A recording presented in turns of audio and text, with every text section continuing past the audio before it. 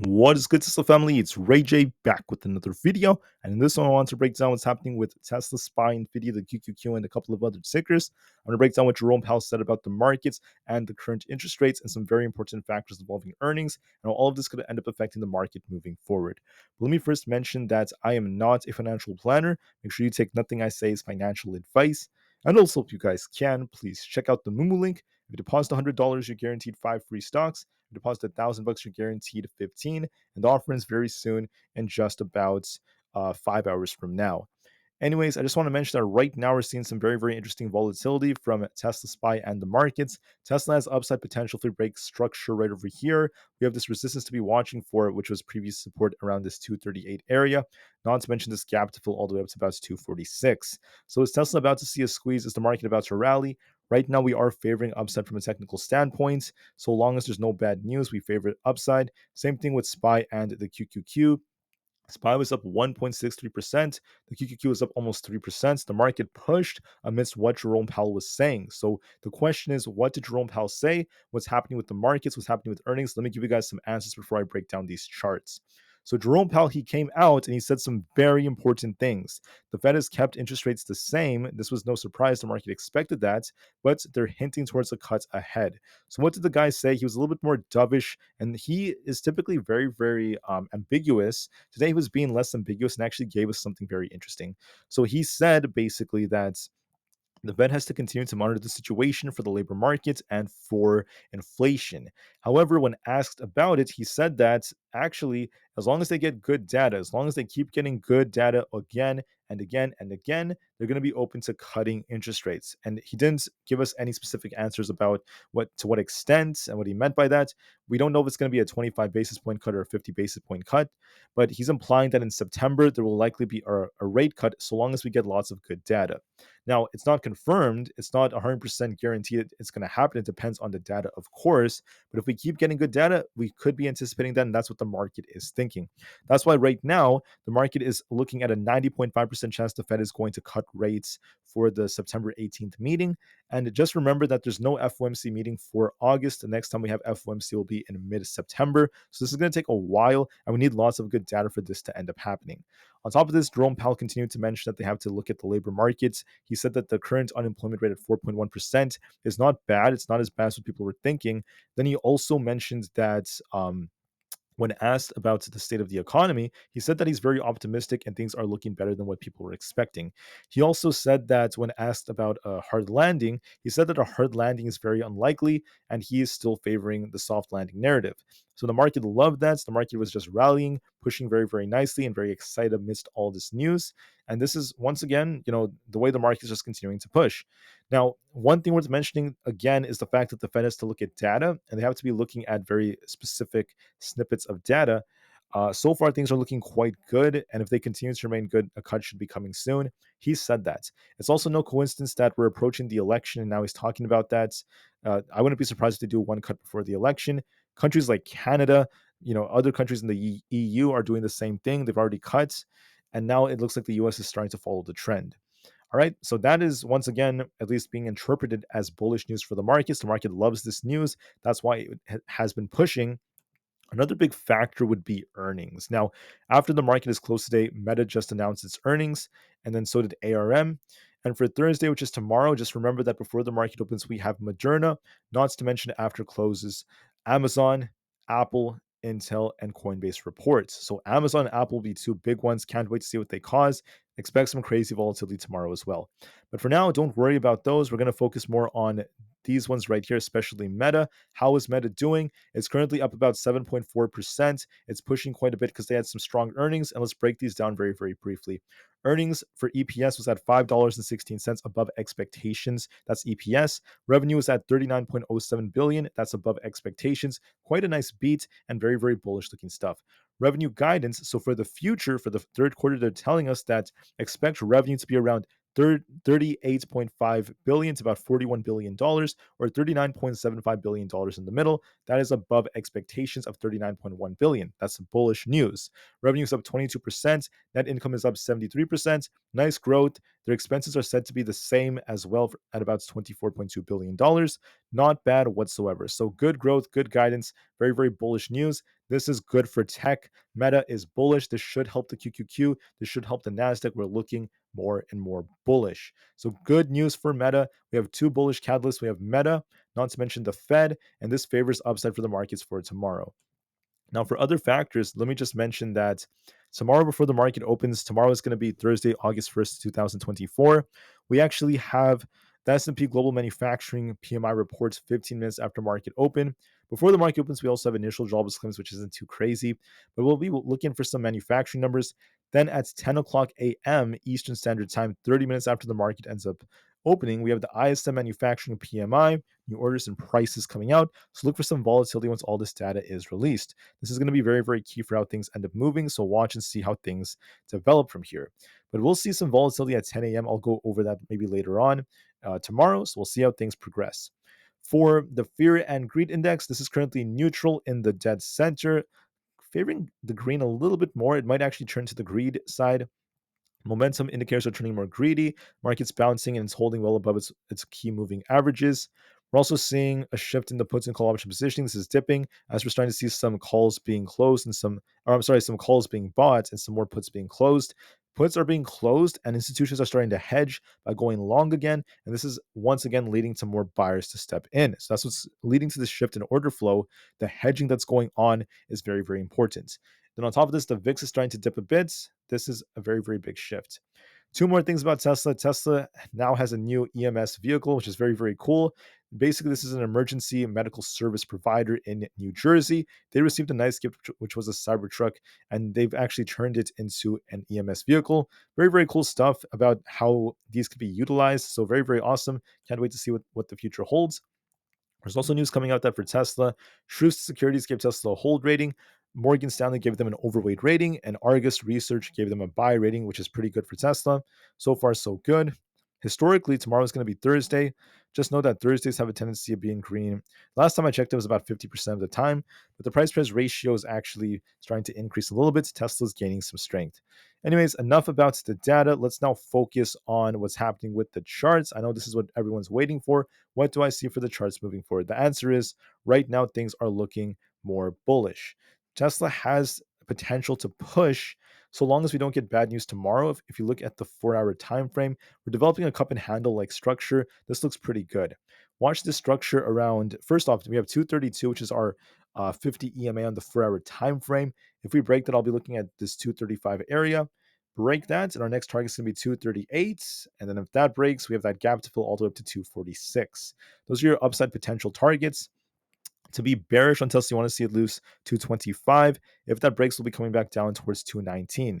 I think that's less favorable, and Tesla's favoring the upside instead. And it's more likely we actually see this thing try to continue to push, because one of the reasons why this is important is because of the Fed.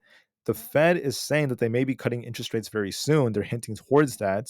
And this is important for Tesla. Tesla is very interest rate sensitive. So if they end up cutting, we're going to see a very, very positive reaction, at least initially. I'm not talking about the long-term effects of that. I'm just talking about right now what the initial perception is. So for Tesla, the technicals favor upside, especially if we end up breaking above 230, 232.5 and 235. If we break those resistance levels, this thing could start flying to the 240s. All right, so we look bullish. It's favoring upside on the daily, also on the 4-hour time frame. If you look at the daily, by the way, we're actually turning. We have this big gap to fill, so we'll see if that ends up being the case. We look more bullish. SPY is also looking bullish on the daily, but let me just call out some important levels.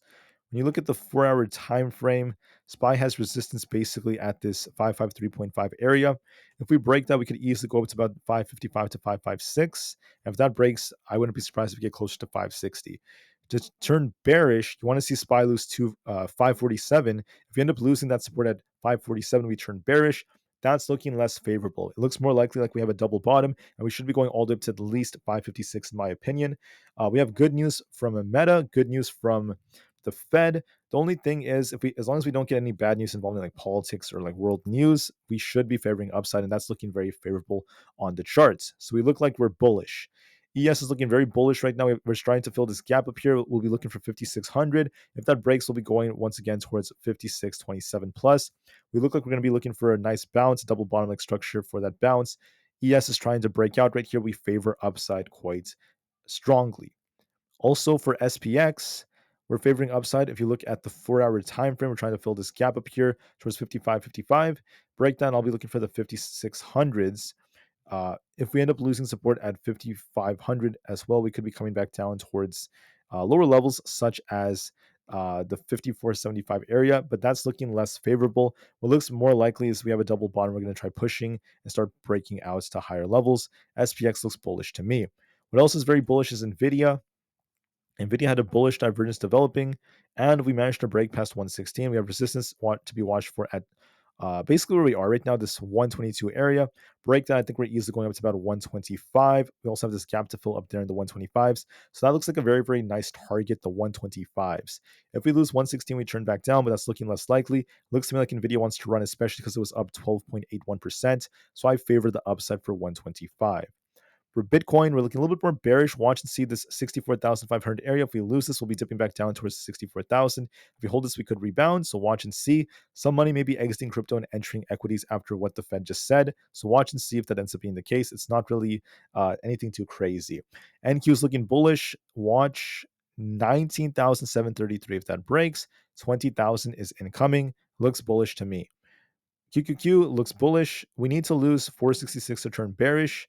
471 then 466, by the way, to turn bearish. We don't really see that on the chart. We have a nice bullish divergence pushing up. We look very bullish. I think 480 is easily coming, then eventually 484. The triple Q is very strong. We're up 3%. We're seeing buyers defending. We favor a lot of upside, in my opinion. Aapl. Now, Aapl has earnings tomorrow, so you want to be a little careful, but just note that we do look bullish. To be bearish, you want to see it lose 222 and then eventually 220. To be bullish, you want to see it break out. I think that we favor this imbalance to get filled. 224.6 is likely coming, then eventually, if that breaks, we could be going up to 226 before earnings. We might see a little rally in the markets. There might be some excitement approaching earnings, so we might be looking for a squeeze, and we'll see what happens after earnings, but that is still looking like a bullish chart to me. With that being said, that's it for the main ones I typically go over. Now I'm just going to go over the rest of these in a very, very concise manner. So Palantir is looking bullish. If we break past 27.32, we'll be looking for the 28. If we end up losing 26.8, we'll be dipping back down to fill the gap. This favors 27.32 to be tested and broken, so it favors the upside. Supermicro, if we lose 700, we turn bearish. That's looking less likely. It looks like it wants to continue to break out. If we could break past 730, I'll be looking for 753 as potential targets. We look bullish on Supermicro in my personal opinion. On top of this, we also have Rivian. Rivian's kind of trading sideways, but now we're trying to reclaim our key EMAs. If we hold above 16.45 tomorrow, look for 16.8. If we end up losing support, there will be dipping back down towards like the lower 16s. This chart to me is looking more bullish because we had structure right here, and it's kind of resembling Wyckoff, but I wouldn't solely trade based off that, but this does kind of resemble that, and it looks like it might try to push. So it looks bullish, looks like it wants to bounce. SoFi is looking more bullish. I say that because of the fact that we have a double bottom. We're actually holding it very nice. So we're uptrending for the last 4 days, especially after good earnings that came out. If we were to hypothetically lose 7.33, we turn bearish and we're going back down to the low sevens. That looks unlikely. What looks more likely is us pushing for 7.8, then eventually 8. So that's looking more bullish to me in my personal opinion, especially thanks to what the Fed ended up saying. So SoFi looks a little bit more bullish. It's looking pretty good. For others out there like the IWM, we look pretty bullish. We have a nice accumulation right here. I want to see it break past 226 to really start breaking out. And I think that there's going to be a nice breakout coming. 226 and eventually the 230s should be coming. We're looking very, very nice. If we lose 222, I'll be looking for basically 220, but I don't really favor that. I favor it trying to push up to this wick and make its way up towards 226 and eventually the 230s. For AMD, we still look bullish. If we were to lose hypothetically 144, I'd be looking for 140. If we end up holding above 144, we'll be looking for a push towards 150. This is favoring a balance for at least 149. That's where this imbalance is, and then possibly 150. That looks a little bit more favorable, so we'll watch and see if that ends up being the case. ARM is looking a little bit more bearish right now after earnings came out. It's a little bit lackluster. So I'll be watching support at this 125 area. If that holds, we could just shuffle. If we lose that, look for a bigger rug pull. So it's looking a little bit weaker. So we'll just have to see how things go with that. But I just want to call that out.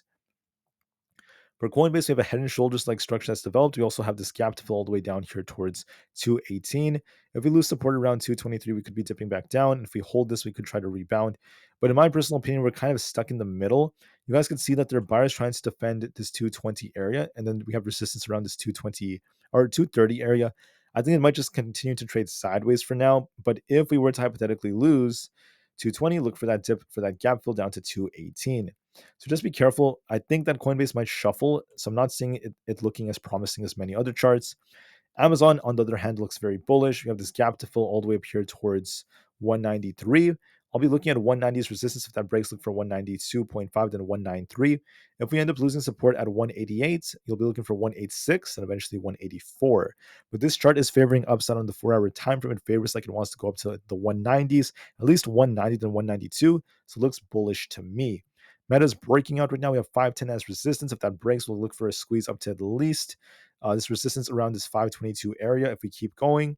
If we lose 500, look for 488 as key support. This chart is also favoring the upside. For Microsoft, we're trying to rebound. Look at it at resistance at 422.94. If that breaks, we could push higher. If this fails, we could reject, but this is favoring upside for 422.94, if not higher levels. So I favor upside for Microsoft. That's looking more favorable to me. For Google, we're also looking a little bit more bullish. If we were to hypothetically lose 172, we could theoretically go back down. But that's looking less favorable after what Meta is announcing. So it looks like it might try to slowly climb its way up towards 176 again. Just know it's a tough resistance. We did fail to break that today, but we could try to do that going into tomorrow. For GameStop, it might try to rebound to 23.5. AMC might try to push as well all the way up towards 5.4. So it looks a little bit more bullish. Just four more, guys. TJT is looking a little bit weaker. If we lose 28, look for 25. If we break past it, look for 30. Still looks a little bit more bearish. The VIX is looking a little bit weak. We're barely holding our 50 EMA. Watch 15.87. If we lose that, we have a gap to fill down here on the VIX, and that could be favoring upside for the markets. We'll see. The VIX is starting to downtrend a bit, so it does favor downside, but it depends if we lose our 50 EMA. So far, that's a little bit more bullish looking for the markets. What else is bullish is the 10-year treasury yield is dipping. So this is looking bearish, which is a bullish indicator for the markets because the Fed is looking a little bit more hawky. A little bit more dovish. That's what I meant to say. Sorry about that. We look a little bit more dovish. Looks like the Fed is kind of like easing on policy. So that is what's causing the yields to kind of dip, especially as Powell is being dovish. And then finally, the dollar is looking a little bit more bearish. If you actually look at the structure, we have a nice double top leg structure on the 4-hour time frame. We have a double top, and this could continue to fall, especially if we end up losing this 104 area, and then 103.6 is coming next, followed by lower levels. So if the dollar continues this trend and we start losing support at 104, 103.8, 103.6, right? This is a double bottom, a double top, excuse me. And then we're just going to continue to start dipping all the way down, which should be bullish for the markets. So to me, it's looking like the market is looking more bullish. We're getting more and more signals of that, looking at the dollar, looking at the VIX, and etc. So we'll just have to see how things go. For Tesla, we'll see if the cup and handle plays out. If we break these resistance levels, so watch 232.5 and then 235 as resistances. If we break those, I think we're easily going up to at least 238, then 246. Tesla looks bullish. So does SPY. So do the others. As long as there's no bad news tomorrow, as long as you don't get anything happening around the world when it comes to politics that's too bad, the market should rally tomorrow. We have all the catalysts we need, from the Fed to Meta and its earnings. So be very, very mindful of that. And with that being said, thank you all so much for listening. I will see you guys again tomorrow before the market opens to give you guys another update about how things are looking. I want to thank you all one more time. Please have a very, very good night. Have a great evening, night, or morning, wherever you are around the world. And please remember that when it comes to the way the market's moving, there's a lot of manipulation out there that just ends up attacking those who end up just following the crowd. So you want to be very careful. So keep that in the back of your mind, guys, and just have a great night. Thanks again, and peace out.